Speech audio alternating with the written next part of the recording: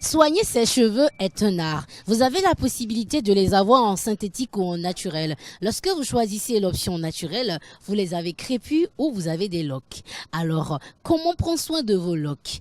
Pour le faire, il faut aller certainement voir un locticien. Pour cela, nous avons rencontré pour vous un locticien que nous avons pris en interview. Lui, il nous a expliqué en quoi consiste le métier de locticien, les difficultés et avantages liés à ce métier et surtout les différents et modèles de locks que vous pouvez donner à vos cheveux. Pour en savoir plus, je vous invite à suivre cette interview. À tout à l'heure.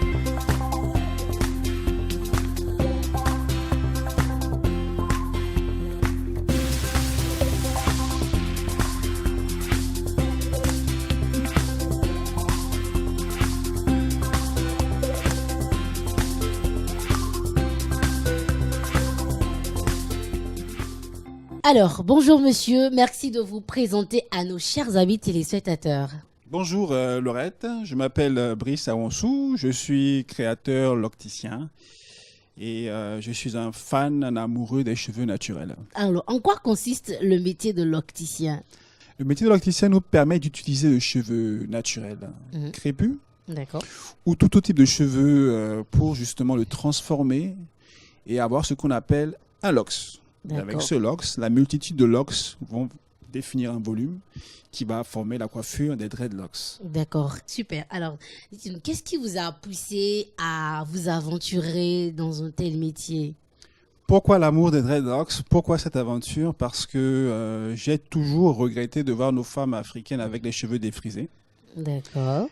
Les enfants avec les cheveux défrisés très jeunes, donc qui entraînent des casses des cheveux, qui entraînent des alopécies légères, parfois des alopécies chroniques, et on arrive à un âge de 60, 80 ans où les femmes africaines n'ont plus de cheveux sur la tête. Elles deviennent des bébés. Elle a dit ça très fort. Vraiment, des gros bébés. Hein. Les Béninoises, en général, ont toujours envie d'avoir des cheveux longs. Elles utilisent des superfuges comme les produits défrisants, les messes, etc. pour ressembler le plus possible au modèle entre guillemets européen qui nous laisse croire qu'en fait, avec nos cheveux, on ne peut pas avoir de longueur, ce qui n'est pas juste. Avec les dreadlocks, on règle le problème une fois pour de bon. C'est une option qui permet aux femmes, qu'au lieu d'avoir des extensions à base de mèches, elles peuvent avoir des extensions de leurs propres cheveux naturels qui leur donnent de la longueur. D'accord. Alors, quel est le cursus pour devenir locticien? Est-ce que vous avez fait des études, des formations? Parlez-nous-en. Alors, moi là-bas, je suis technicien. J'ai fait un bac plus 4 où j'ai fait un BTS en assistance technique d'ingénieur et j'ai finalisé avec un BTS de conception de produits industriels. Donc, c'est vraiment l'industrie, la bureautique. Et les dreadlocks sont venus durant mon cursus où j'ai travaillé dans différents centres de coiffure à l'étranger. Et j'ai parfait mon expérience en tant que coiffeur spécialité locticien. Donc, j'ai eu l'occasion de travailler en France, de travailler aux États-Unis, au Ghana. Donc, le but de ma démarche était justement d'assimiler plusieurs techniques et de proposer un travail de qualité pour justement atteindre un niveau de compétence et de satisfaction de nos femmes, de nos enfants et des hommes, justement, pour qu'ils puissent, avec les dreadlocks, se sentir mieux s'accepter, leur identité africaine, être plus beau, être plus belle, savoir que les dreadlocks sont une coiffure qui devient une coiffure commune, accessible à tout le monde. Et pour atteindre ce niveau de beauté avec le cheveu crépus, c'est un travail de précision qui est lié à un travail d'amour pour avoir un résultat qui est très très satisfaisant. En tout cas, on prône pour ça. Est-ce qu'on peut apprendre donc ce métier-là ici au Bénin? Oui, on peut apprendre ce métier au Bénin. Nous sommes disponibles ici à donner des formations. D'accord, le but, c'est de permettre justement au plus grand nombre de personnes possible qui aiment le travail bien fait, de jouir d'une formation qui va prouver que cette personne est compétente. D'accord, oui, c'est possible. Maintenant, avec la mondialisation et les jeunes, notamment dans les pays africains où il n'y a pas vraiment de contrôle sur la certification de diplôme, etc., tout le monde peut apprendre les dreadlocks. D'accord. Il faut, je pense, avec une simple attestation, comme c'est une option, une simple attestation peut déjà prouver que nous maîtrisons les locks. Mais il y a des personnes qui n'ont pas de formation, de diplôme, mais qui font les locks. D'accord. Là où on évalue vraiment le savoir-faire d'une personne, qui soit diplômée ou non diplômée, c'est la qualité que ces clients ont la satisfaction du résultat. C'est vraiment ça le moteur du savoir-faire du coiffeur et non pas forcément le diplôme. D'accord. Parce qu'une fois qu'on a le diplôme, il faut maintenant s'exercer. Il faut travailler pendant de nombreuses années pour pouvoir développer cette technique-là et permettre d'avoir un résultat très, très, très, très intéressant pour ceux qui portent les locks. Alors, quelles sont les qualités, les compétences requises pour exercer ce métier-là? Alors, pour exercer le métier de locticien ou de créateur locticien, il faut être très à l'écoute du demandeur. Il faut être très, très patient. Il faut pouvoir dialoguer, d'accord, et permettre vraiment au client d'avoir ce qu'il veut, de sorte qu'il puisse bien porter ses dreadlocks et qu'il ne regrette pas le temps qu'il a passé à la réalisation de ces locks et puis l'évolution dans le temps de ces locks. Très souvent, les femmes qui font des locks, elles vont côtoyer d'autres femmes qui, elles aussi, ont des locks. Donc, il ne faudra pas que, en voyant une autre femme, elle se dise, oh là, mais voilà, moi, c'est pas celle-là ce que je voulais plutôt lui ressembler. Voilà. Donc, la consultation est justement le moment le plus important où on va définir avec précision les réels désirs de chacun et de chacune pour tendre vers cet idéal-là. Parlez-nous à présent des différents modèles de locks et leurs caractéristiques. D'abord, il y en a combien? Alors, il y a 3 grandes catégories. Il y a les classiques, les traditionnels et puis les sisters. D'accord, les classiques, les traditionnels et les sisters. Les sisters comme les sisters, quoi. Ouais. Les sœurs. Les sisters locks, voilà. Il y a les brother locks aussi. Les brother locks. Alors, on va commencer par la première catégorie. D'abord, les classiques. Les classiques. Alors, les classiques locks, c'est des locks qui sont généralement gros. Hein. Ça peut varier. Comme ce que vous avez sur la tête, là? Moi, c'est plutôt des traditionnels. D'accord. C'est des traditionnels. Alors, quand on parle de volume, généralement, on donne comme identifiant le nombre pour permettre un peu au futur locksé d'avoir une idée un peu du volume qu'il aura. Donc, généralement, les classiques varient entre 0 et 50 locks. Attendez, c'est-à-dire que vous comptez les cheveux enroulés sur la tête des clients. Donc, on compte 1, 2, 3, 4, jusqu'à 50. Exactement. D'accord. On compte. On pourrait ne pas compter, mais on compte pour qu'on puisse avoir un repère. Généralement, les gens ne comptent pas. Mais nous, comment on fait un travail assez précis pour donner une idée claire au client de savoir dans quelle catégorie il se loge.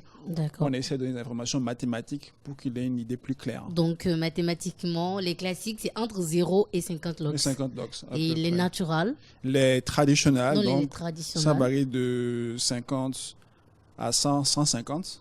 Donc, les traditionnels, c'est entre 50 et 100 et 150. Voilà. Donc là, sur votre tête, il y a plus de 50 cheveux. Oui. Moi, je suis classé dans les traditionnels 1. J'en ai environ 110. Waouh! Voilà. Donc, il y a 110 cheveux sur la tête. Cheveux.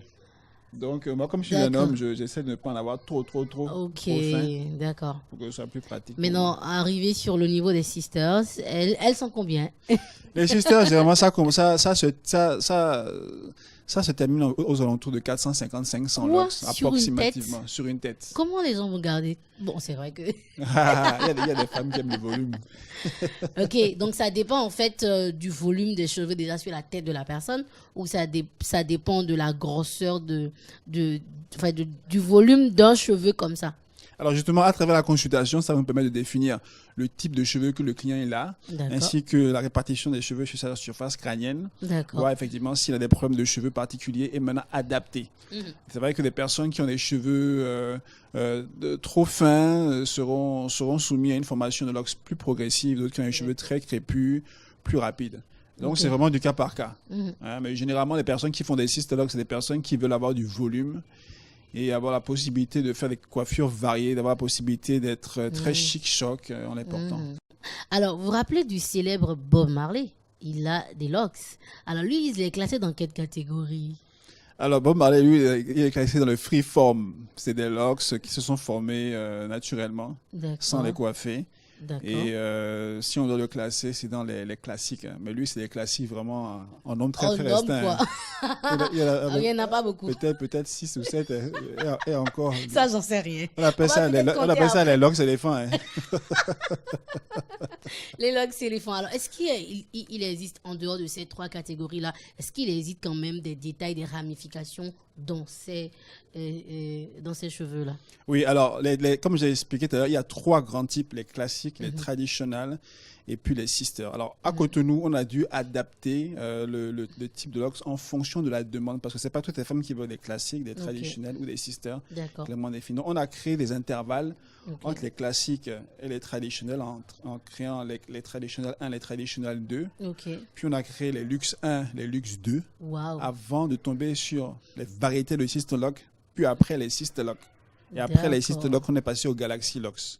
Galaxy Locks. Qui demande un volume beaucoup plus important que les sister locks. Pour les femmes vraiment qui sont à la recherche de la pointe de la beauté. D'accord. Voilà. Mais comment tout ça s'entretient? Alors les locks, contrairement aux cheveux afro ou aux cheveux lisses, plutôt déjà le cheveu lisse. Parce que le cheveu lisse, c'est le cheveu généralement européanisé, d'accord, qui est assez facile à laver, à nettoyer. Alors que le cheveu crépus est déjà plus difficile. Parce que quand on le lave, quand on fait un shampoing, il s'entremêle. Et quand on décide de le dénouer, ça casse les cheveux. Les locks sont le palliatif. C'est-à-dire que les locks vont permettre d'être lavés sans avoir cette difficulté-là de casser ses cheveux. La seule chose, c'est que c'est vrai que les locks, plus on en a, plus il faut prendre le temps de les laver. Vraiment de les laver, de les sécher. Et après, on est parti pour au moins facile 2 semaines, sans nécessairement les laver. Parfois un mois pour ceux qui ne transpirent pas beaucoup. Parce qu'on masse le cuir chevelu pendant quelques minutes. On a des shampoings bien spécifiques qui vont nettoyer le lock en lui-même. D'accord. Alors, est-ce qu'il y a des avantages à pratiquer ce métier et des avantages à avoir des locks sur la tête? Plusieurs avantages. Faire des locks, vraiment, pour nous, c'est une option. C'est une option qui a beaucoup d'avantages dans le sens où, avec les locks, on peut contrôler la pousse de ses cheveux. On peut avoir les cheveux courts, mi-longs, long.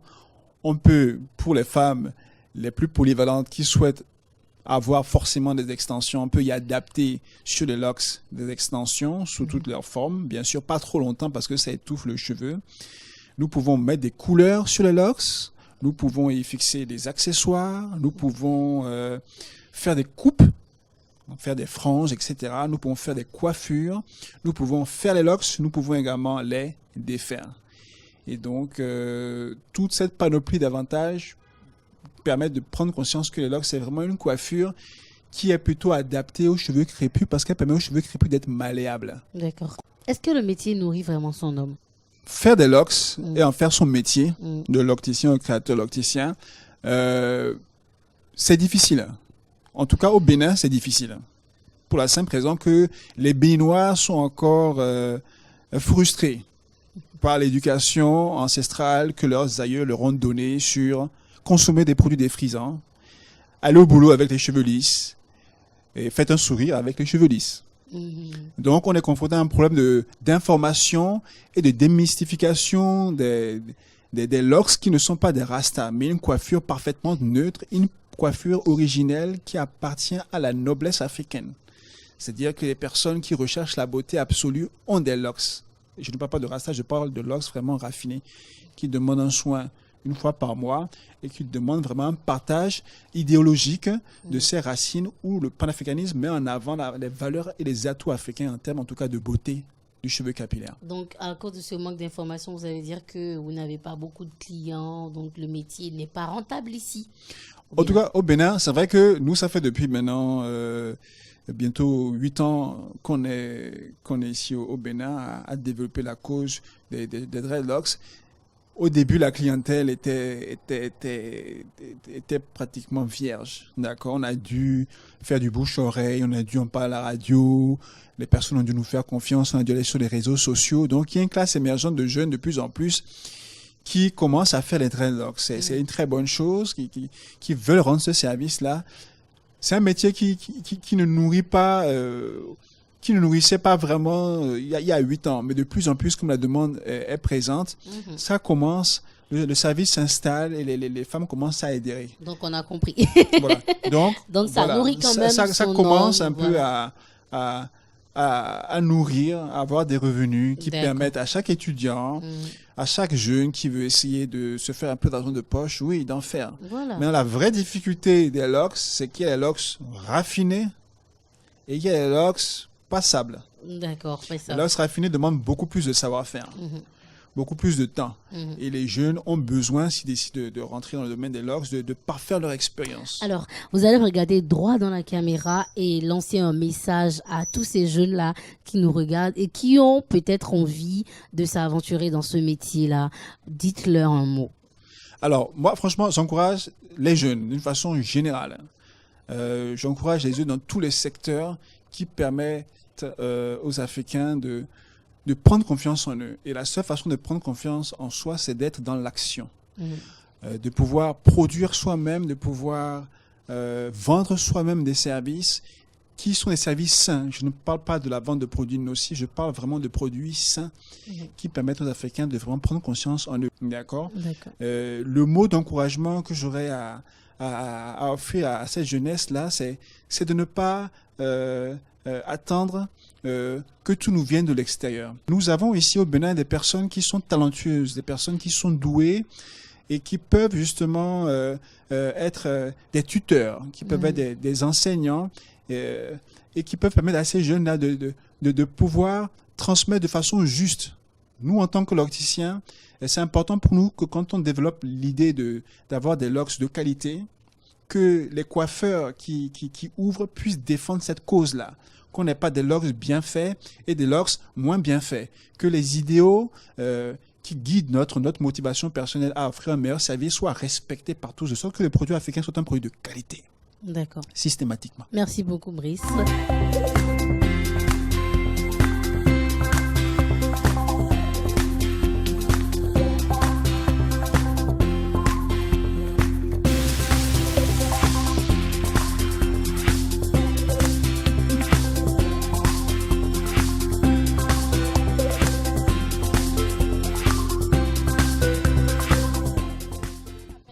Alors, ce type de locks s'appelle les Luxe 1. Les Luxe 1. De 12, on a environ 200. D'accord, vous voyez. Ils sont assez fins. Ils sont assez fins et lorsque ça va commencer à pousser, ça va donner déjà beaucoup de volume. D'accord. Donc, vous pouvez voir. Voilà, c'est une séance qu'on a faite il y a 2 semaines. D'accord. Donc, le but, c'est que le lock a été formé instantanément. C'est la première partie. Hein. Ça permet aux cheveux de comprendre qu'il est sous une nouvelle forme et qu'à travers cette forme-là, il va commencer à pousser en longueur.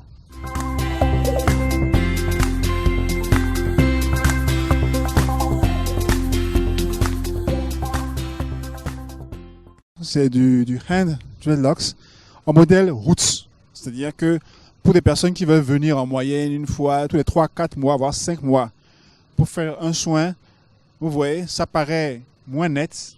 Hein? C'est pas forcément joli à voir au premier abord. Parce que bon, il y a des personnes qui n'aiment pas être trop nettes, qui aiment le style un peu roots. Parce qu'ils sont dans des ambiances reggae raga ou dans un style où ils ne recherchent pas forcément la netteté. D'accord? Donc vous voyez les locks, ils ne sont pas forcément uniformes. D'accord? Et pour des clients qui n'aiment pas rester assis longtemps, qui n'aiment pas se prendre la tête, voilà. Donc on a vraiment des locks pour tout type de personnalité.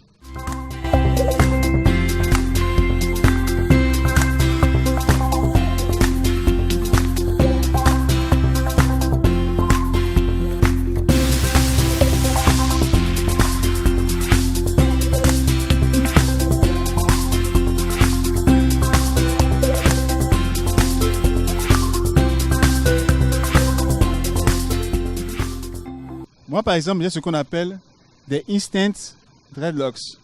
Je suis classé dans les traditionnels. D'accord? La particularité de mes locks qui tend vers la technique de douce, c'est justement d'avoir des locks qui sont rectilignes, uniformes du moins sur toute la longueur. Donc, au toucher, c'est vraiment très lisse. D'accord? Et c'est très agréable donc à pouvoir passer la main à l'intérieur. On peut avoir ces locks de façon instantanée, c'est-à-dire que rapidement, pour une personne qui veut des résultats, d'avoir des locks en sortant de la salle, c'est ce type de locks-là qu'il lui faut. Alors, comme j'ai expliqué, les locks se font toujours avec un outil. L'optique, c'est de pouvoir créer des nœuds qu'on va entremêler les uns par rapport aux autres pour justement permettre aux cheveux de pousser à l'intérieur de ces nœuds-là. Et comme un serpent, le cheveu va se faufiler dans les nœuds, va atteindre le bout du lock, puis va faire demi-tour jusqu'à ce que le lock se remplisse et qu'il finisse par être donc plein et donc le plus net possible. pour ceux qui le souhaitent, ou plus roots pour ceux qui le souhaitent. Donc voilà. C'était donc votre numéro de votre émission Mon métier à moi. Aujourd'hui, nous avons rencontré un locticien, Brice, à Cotonou. Et lui, il nous a donné plein de détails et beaucoup de motivation sur le port des locks. Vous avez envie de vous affirmer et d'être des vrais Africains et Africaines, optez pour les locks. Moi, j'ai déjà pris ma décision et très bientôt, je serai loxée. Merci de nous avoir suivis. On se donne rendez-vous pour un autre numéro de votre émission Mon métier à moi. Bye bye.